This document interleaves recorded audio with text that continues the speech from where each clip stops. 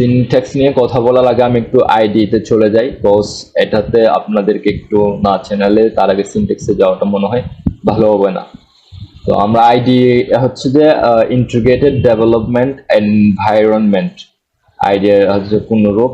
তো সব আইডিকে পাইথনের সব আইডিকে আনার জন্য হচ্ছে যে আমাদের একটা অ্যাপ্লিকেশন আছে, সেটা হচ্ছে অ্যানাকোন্ডা নেভিগেটর। এটার মধ্যে আমরা পাইথনের যত অফিসিয়াল আইডি গুলো আছে ওগুলো আমরা এখানে পাবো।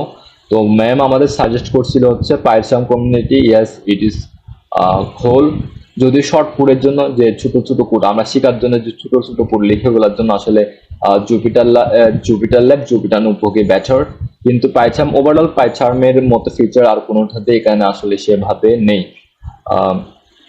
পাইথন হচ্ছে একটা অনেক কালারফুল, অনেক ফিচারিস্টিক, আর অনেক ইউজার ফ্রেন্ডলি, এটার ইউআই অনেক ফ্রেন্ডলি।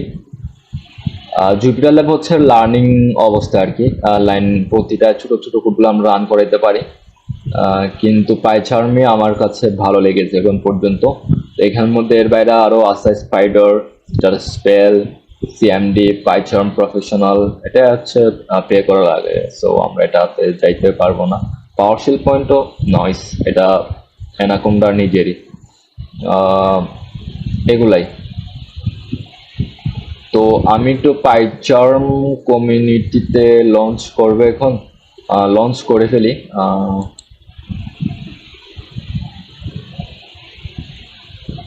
It's taking time. এটা আসলে আমার শর্টকাট আছে হোমে, ওইখান থেকে গেলে মনে হয় বেটার হইতো।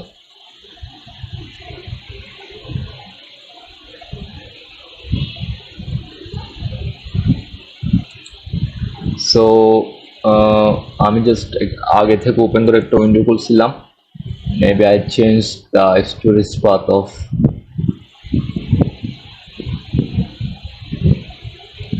PyCharm execution file.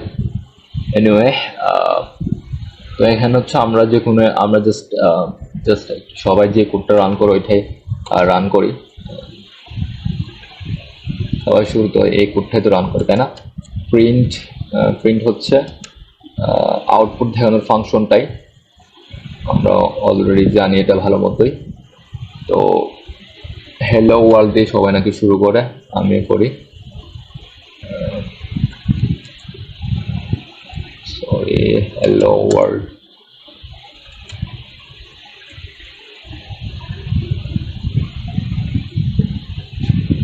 So we get the output hello world here.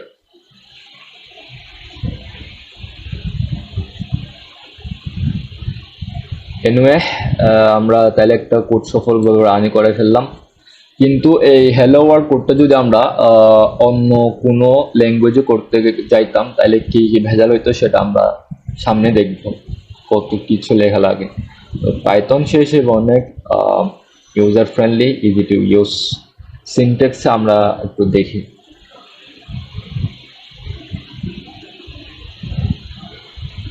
এই যে হ্যালো ওয়ার্ল্ড কোডটা লেখার জন্য সিনট্যাক্সগুলো দেখি, আমরা সিনট্যাক্সগুলো একটু দেখি। সি কোডের সিনট্যাক্স বলতে যে একটা আর্কিটেকচার আর কি, যে কিভাবে কোন ফরমেশনে আমাদের কোড, যে কোডটা লিখবো এটা কোন ফরমেশনে থাকবে, কিরকম ফরমেশন থাকবে। যেমন আমরা অ্যাপ্লিকেশন লেখার সময় একটা ফরমেশন মেনটেন করি, লেটার লেখার সময় একটা ফরমেশন, এসে লেখার সময় একটা ফরমেশন। সেম ফর বিভিন্ন কোডের জন্য বিভিন্ন রকম ফরমেশন ইউজ করা লাগে। ওটা হচ্ছে মূলত সিনট্যাক্স। তো সি কোডের থেকে আমাদের প্রথমে লাইব্রেরি কোনটা সেটা ডিক্লেয়ার করা লাগছে, তারপর ডাটা টাইপস ডিক্লেয়ার করে আবার একটা ইন্টিজারের একটা সেকশন ডিক্লেয়ার করা লাগতেছে। এইভাবে সি প্লাস প্লাসেও সেম অনেক কোড লেখা লাগতেছে, জাভা কোডেও সেম। কিন্তু পাইথনে আমরা যদি একটু দেখি, পাইথন দিয়ে কিন্তু এদের মোস্ট অফ দ্য এই কোডগুলোর মোস্ট অফ দ্য কাজ করা যায়, বেশিরভাগ ক্ষেত্রে করা যায় আর কি। পাইথন কোড যদি আমরা দেখি, মানে এটা comparatively neat and clean, simple, easy to understand, এটা আমরা দেখতে পাচ্ছি। সিনট্যাক্সের ক্ষেত্রে এখানে আসলে স্লাইডটাতে তেমন কিছু লেখা না দেখতেছি। সিনট্যাক্সের ব্যাপার হচ্ছে যে সবগুলো সিনট্যাক্সে পাইথনের ক্ষেত্রে অনেক বেশি ম্যাটার করে, যেহেতু এখানে আমরা আলাদা করে সেকশন ডিক্লেয়ার করি না। তো এই ফিরার ক্ষেত্রে সিনট্যাক্স অনেক বেশি ম্যাটার করে। আরেকটা বিষয়ের জন্য সিনট্যাক্স হচ্ছে, সিনট্যাক্স আসলে এটা একটা আর্টের মতো। অনেক যারা ভালো প্রোগ্রামার তারা অনেক সুন্দরভাবে সিনট্যাক্সটা মেনটেন করে। যদি বলি যে সিনট্যাক্স থাকলে যে মানে আমাদের কোডটা পড়ে আমাদের নিজেদের দেখেও বুঝতে সুবিধা হয়।